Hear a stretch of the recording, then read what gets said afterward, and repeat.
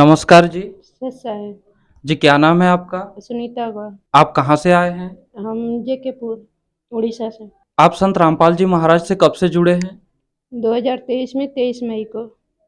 संत रामपाल जी महाराज से जुड़ने से पहले आप क्या-क्या भक्ति साधना करते थे? शंकर जी का पूजा करती थी, सोमवार व्रत रहती थी और सावन का मतलब सोमवार व्रत रहती थी और शंकर जी को इष्ट देव में पूजा करती थी।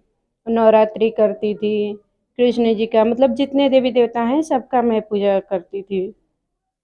आप जो पहले भक्ति साधना करते थे, उससे आपको क्या-क्या लाभ मिला था?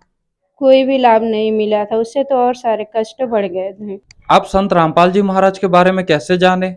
हमारी एक दोस्त है, उनके गाँव में पुस्तक सेवा हो रहा था, तो वो मेरे को फ़ोन करके बताई। इलाहाबाद की हमारी दोस्त है, मैं इलाहाबाद मतलब मेरे माँ का घर है, तो वहाँ से मेरी दोस्त है, उनके गाँव में पुस्तक सेवा हुआ तो वो मेरे को बताई।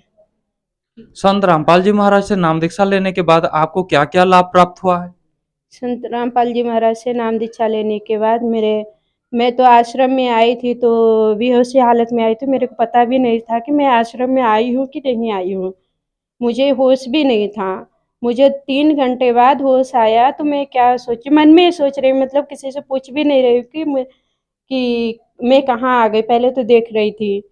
फिर उसके बाद में मतलब सब दंडवत प्रणाम कर रहे थे, क्या मतलब ये सब भी देखी मैं। मेरे बाद में आया कि मैं अंदर से सोची कि हाँ, ऐसे ही किया जाता होगा। होश में आई तो मैं सोची कि कहाँ आ गई हूँ, मुझे कहाँ लेकर आ गए हैं। फिर बाद में सब धीरे-धीरे पता चल गया कि यहाँ पे संत रामपाल जी महाराज से नाम दीक्षा लेने के होश में आई। पहले से तो जानकारी था, मतलब ये तो जान के आई थी, मेरा कष्ट था। लेकिन यहाँ आई तो रास्ते में बस में ही बेहोश हो गई थी। बस से 4 लोग मेरे को पकड़ के आश्रम में लाए थे। आपको ऐसा क्या कष्ट था जो आप बेहोश होकर हालत में संत रामपाल जी महाराज के आश्रम में पहुँचे? 13 साल से मेरे पास भूत-प्रेत की बाधा थी। भूत-प्रेत बाधा की वज़ह से मेरे अंदर बहुत सारे बीमारियाँ भी हो गई थी अंदरूनी। मतलब वो बीमारी भी ठीक नहीं हो रहा था, जो भूत-प्रेत थे वो बहुत सारा कष्ट मेरे को हो गया था अंदर-अंदर। डॉक्टर को भी दिखाई, नहीं राहत मिला। तांत्रिक के पास भी गई, नहीं राहत मिला। फिर गुजरात में चली गई, नहीं राहत मिला।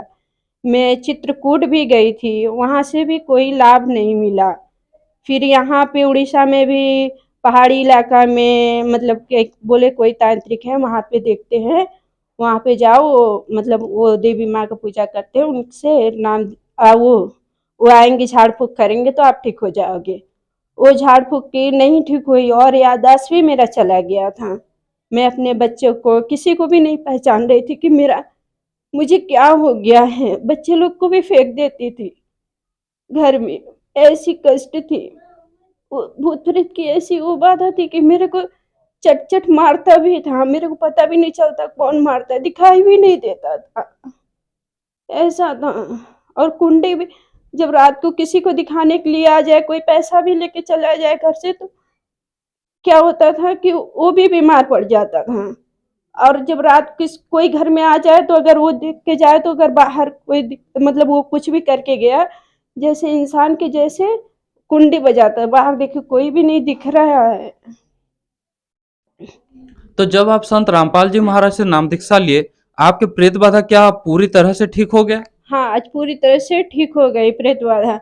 नहीं तो मेरे को हाईवे रोड पे पटक देता था, बाथरूम में बेहोश हो जाती थी। ये सारी गुरु जी की दया से हुआ, संत रामपाल जी महाराज की दया से हुआ। इसके अलावा आपको और क्या-क्या विशेष लाभ प्राप्त हुआ है? जैसे बच्चे हमारे पढ़ नहीं पा रहे थे, आर्थिक स्थिति इतनी मतलब खराब थी कि बच्चे के स्कूल भी नहीं जा रहे थे। उनको भी मतलब मैं पढ़ा के सरकारी में भी नहीं भेज पा रही थी। आज गुरु जी की दया से, संत रामपाल जी महाराज की दया से आज इंग्लिश मीडियम में बच्चे हमारे पढ़ रहे हैं। आपको इतने सारे लाभ प्राप्त हुआ है, तो आज जो श्रद्धालु आपको देख रहे हैं, आप उन सबको क्या संदेश देना चाहेंगे? ये संदेश तो मैं नहीं दे सकती, लेकिन मेरे एक और लाभ मतलब मिला है। देखिए, ये हाथ की हड्डी जो है, वो छत से बहुत मतलब ढकेल दिया था। वो हाथ की हड्डी मतलब दवा भी की, नहीं ठीक हुआ। गुरु जी की दया से नाम दीक्षा लेने के बाद ये हाथ की हड्डी अपने आप ही पचक गया, कलाई काम नहीं करता था। और भगत जी भी नशे से लुप्त रहते थे, पीते खाते थे, उनको भी नशे से छुटकारा मिला परमात्मा से नाम दीक्षा लेने के बाद। देखने में आता है कि बहुत सारे लोग हैं जो नशा करते हैं, आर्थिक स्थिति से कमज़ोर हैं, बहुत सारे देवी-देवताओं के भक्ति साधना कर रहे हैं, फिर भी उनको कुछ नहीं लाभ मिलता। लेकिन जो श्रद्धालु संत रामपाल जी महाराज से जुड़ते हैं, उनको तुरंत लाभ मिलना चालू हो जाता है।